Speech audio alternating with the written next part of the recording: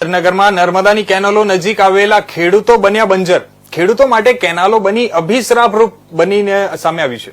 નર્મદાની કેનાલના આજુબાજુના ખેતરોમાં સારનું પ્રમાણ અને ભેજનું પ્રમાણ વધતા ખેડૂતોની કિંમતી જમીનો બંજર બની ગઈ છે.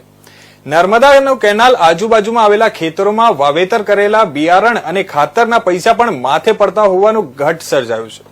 નર્મદાની કેનાલ ફરતે આવેલી જમીનને વ્યાપક અસર થઈ છે. ખેડૂતોની હજારો વીઘા જમીન પર ખાર લાગ્યો છે. વડવાણ, લીંબડી, લખતર વિસ્તારના ખેડૂતોની જમીન પર વ્યાપક અસર થયો છે. ગુજરાતમાં એમાં ખાસ કરીને ઝાલાવાડમાં નર્મદાના કેનાલો આવી છે. સરકાર એવી વાતો કરે છે કે સૌથી વધુ ફાયદો સુરેન્દ્રનગર જિલ્લાને નર્મદાના પાણી આવતા થયો છે, પણ ખરેખર એવું નથી.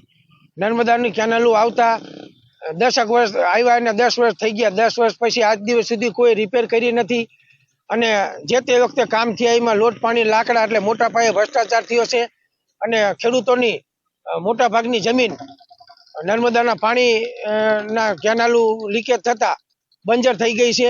તો ખેડૂતોની પોતાની મામૂલી જમીન બગડી જાય છે.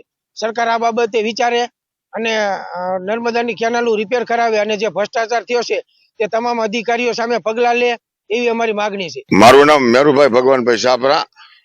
ખાસ કરીને કે જે આપણે હવે નર્મદાનું આ છેલ્લા 8-10 વર્ષથી જે કેનાલનું પાણી આવ્યું છે અને સરકારશ્રી એવું કહે કે જે સુરેન્દ્રનગર જિલ્લાને મોટો ફાયદો મળ્યો, પણ એવું નથી કે જે આ નર્મદાનું પાણી આવતા જે કેનાલનું બધું બાંધકામ કર્યું તે મોટા પાયે ભ્રષ્ટાચાર વાળું છે અને જે ખેડૂતોની જમીન છે તે પણ બધું ખાર આવી ગયો છે.